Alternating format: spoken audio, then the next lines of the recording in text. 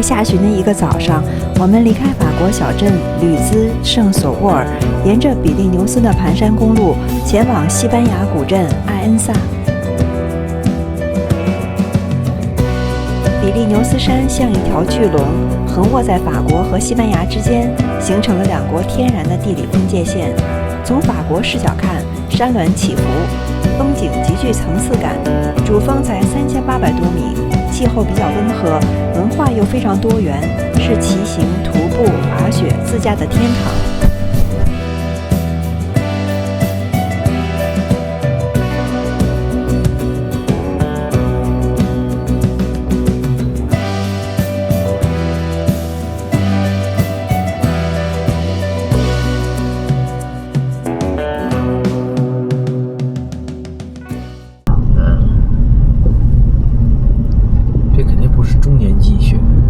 那雪就能下那么多了，这上面有点雪正常的，但是呢，它不是冰川那种中年积雪，不是。可能我觉得是做不到这个高度做不到，对，非得到4000多米以上才可以。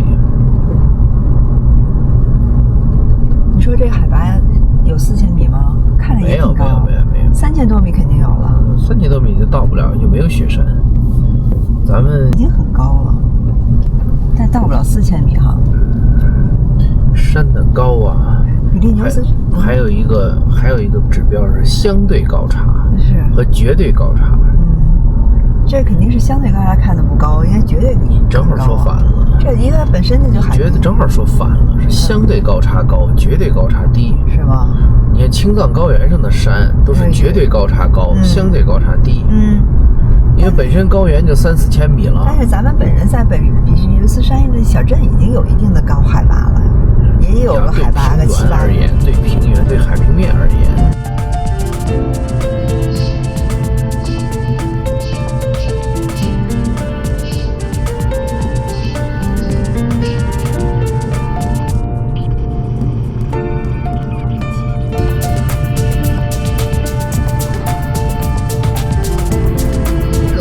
拽不住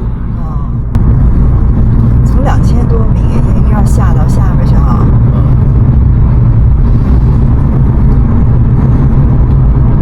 这段山路一般大车爬起来费劲，大货车。还真没怎么看见大货车。这是旅游公路，真的有纺车，过境的大货车都走另外一个路。他们就从镇上穿过去了，走平。不是。真的要进比利牛斯，过西班牙什么的，不走这条路，人有专门的高速公路啊，或者等级更高，这等级不高。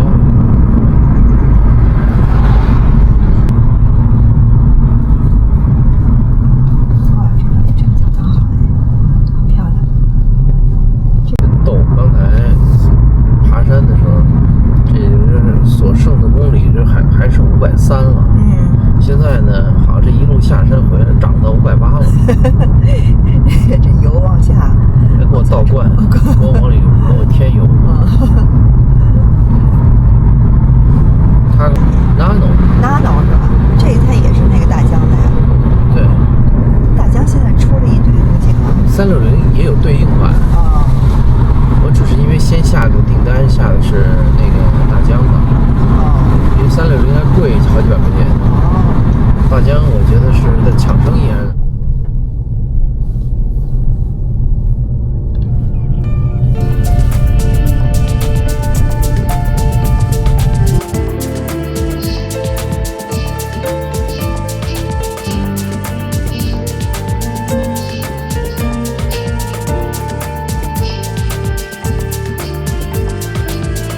资料全是哈。很弄。这一对。人说这一对雷诺怎么回事？俩白的，俩灰的，很弄，很弄。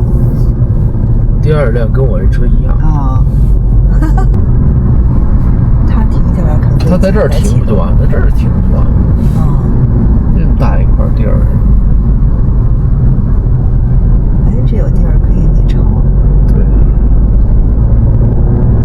这样也跟着超呀，跟着超呀。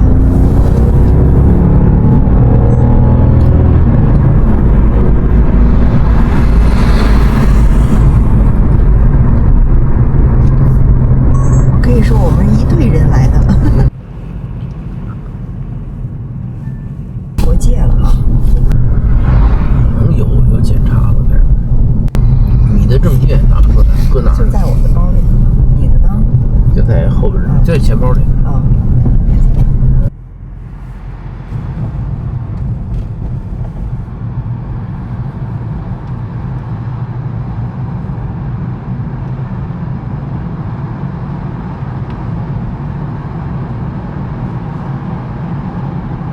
拍一段就行了吧，挺好看的，挺好看的还。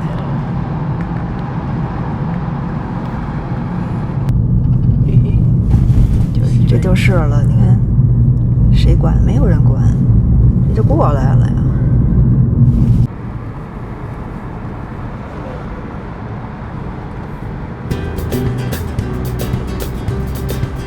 翻过了比利牛斯山，进入西班牙境内，南坡山势变得圆润平缓，但建筑风格大相径庭，粗犷的石头房屋增多。我们算是从阿尔卑斯式的浪漫模式切换成了伊比利亚的狂野模式。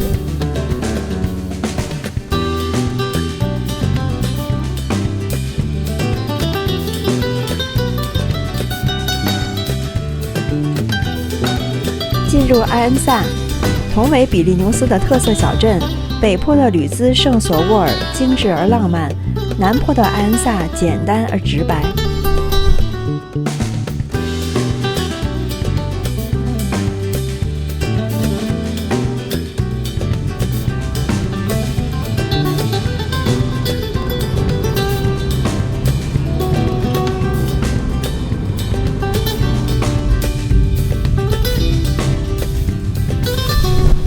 我们的民宿就在埃恩萨边上的一个小山村里，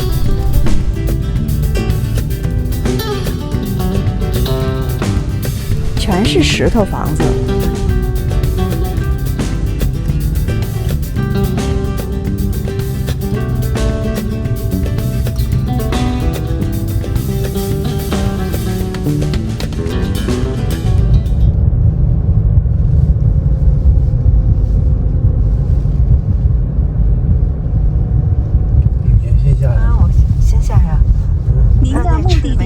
左侧。哎，哪儿了？啊，先走，咱过了。刚才我看到了啊，我先去停车吧。他得往这儿停。那边应该，后面有会是吗？这里就是村子的中心了。村子很小，古朴安静，应该是淡季的原因，我们是村里唯一的游客。这房东真有意思，直接就用建筑墙体当主题墙，不做任何修饰，上面就放了一些硬币做装饰。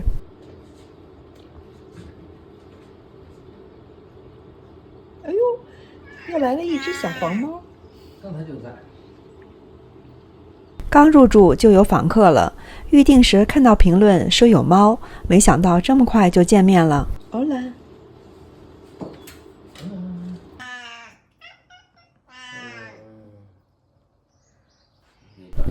去超市采购时，我们还特意买了2包猫零食。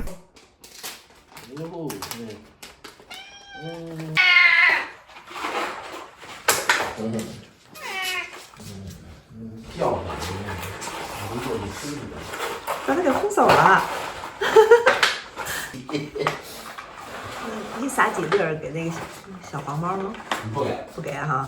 它咬你了当时哈？没有，但是。吃得自己吃。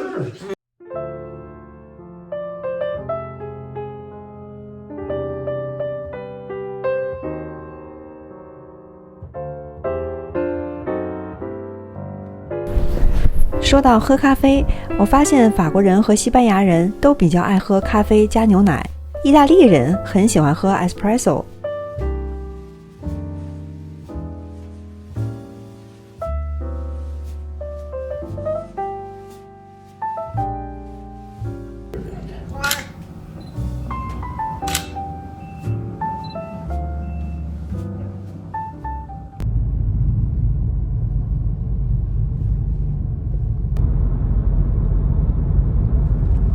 埃恩萨是朝圣之路 Camino de Santiago 的一站，标志性的蓝黄指示牌上放射形状的箭头就是路线方向。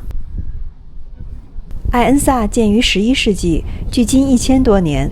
它曾是阿拉贡王国的边防要塞，抵御摩尔人的入侵。阿恩萨古城被联合国教科文组织评为西班牙最美小镇之一。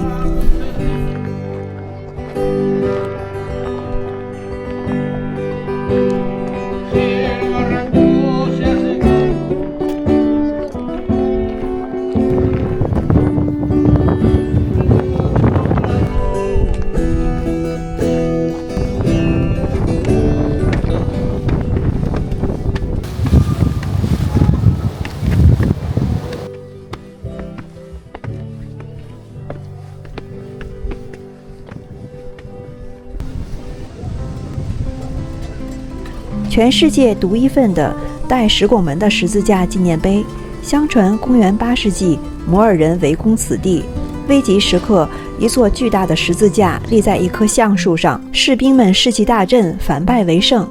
17世纪时，大瘟疫中的当地居民用橡树的残干祈祷，奇迹再一次发生。3日后，大瘟疫终止，于是当地人用坚固的石材建造了这座带拱门、带雕花的豪华十字架，来纪念神对这里的眷顾。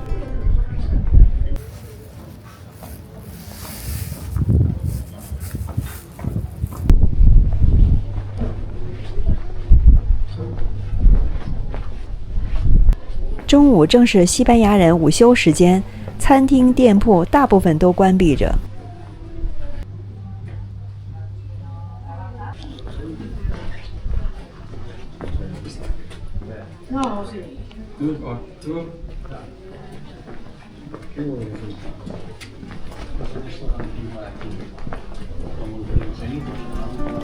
墙上是这座老屋的介绍，它与古城基本同时期建造，是阿恩萨最早的民居之一。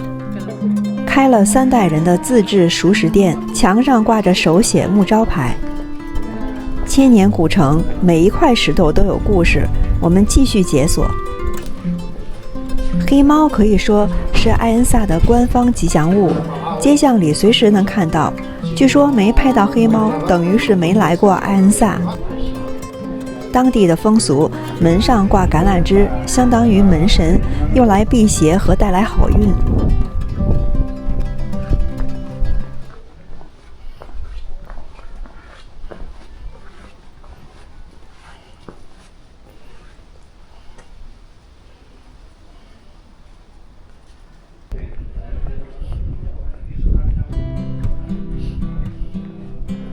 中世纪时的阿恩萨是一座堡垒，防范级别很高，很多窗户上带铁栅栏或铁条，这算是最低级别的防御。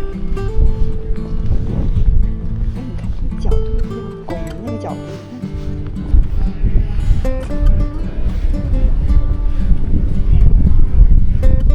为了更好的防御，石墙建造的也很厚实，厚度达到1.2到1.8米。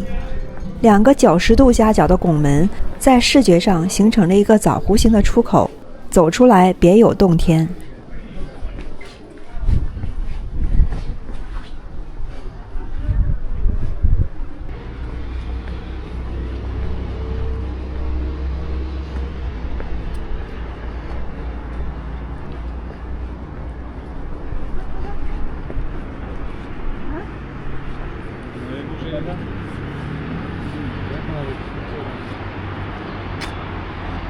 阿恩萨地处2条河的交汇处，这里视野开阔，又看到了这座山。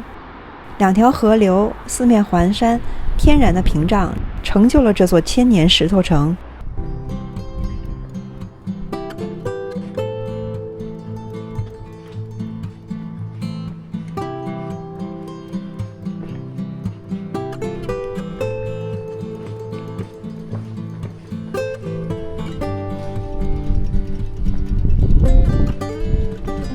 传统手工艺博物馆，可惜中午休息，里面有一个很震撼的展品，中世纪的地下通道的入口。当年摩尔人被打败后仓皇离开时，把金币、珠宝和一尊黑色圣母像扔在隧道中，用巨石封死通道。后来大瘟疫时期，当地人认为黑色圣母像是被诅咒的圣物，带来了瘟疫和战争，索性直接用石头和水泥封死隧道，不让任何人接近。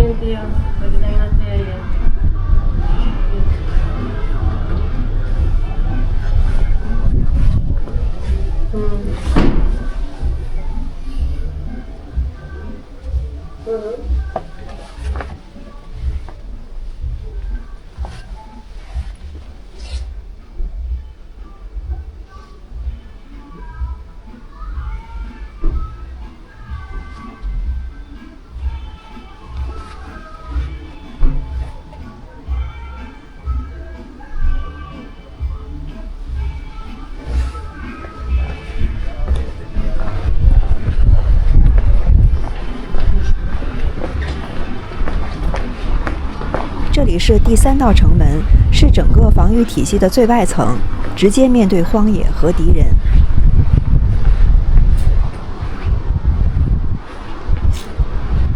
古镇里有很多这种中世纪风格的木门，橡木门板、手工铁钉、拱形铁栅栏的小窗，经典的防御型设计。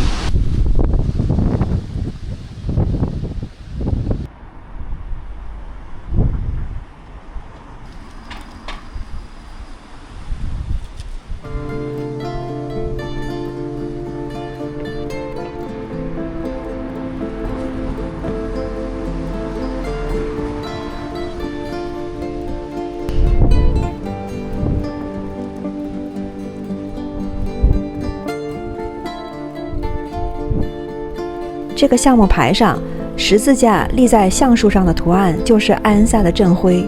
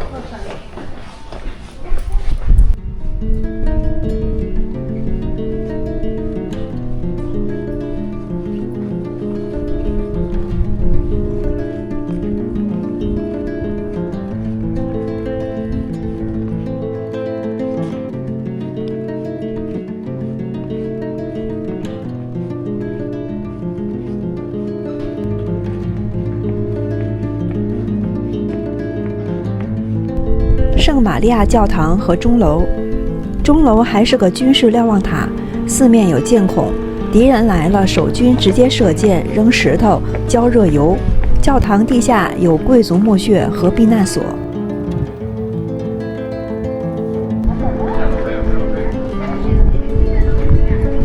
古城东面地势缓缓下降，通向宽阔的河谷，因此小道很多，可以用来迎接商队、朝圣者。漂亮的风景也在这边，西面则是陡峭的山崖，基本没有出口。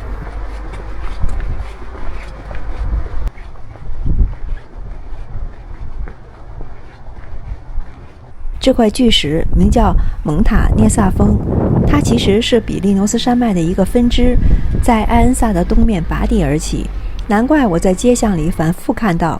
当地人直接把它当作图腾，很多民宿、餐馆甚至啤酒以它命名。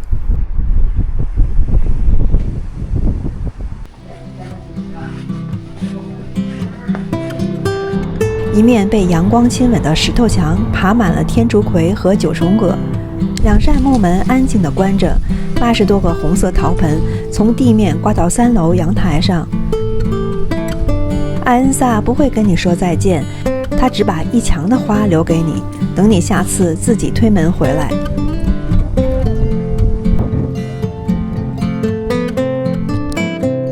下一期我们住进了西班牙赫罗纳的美丽民宿。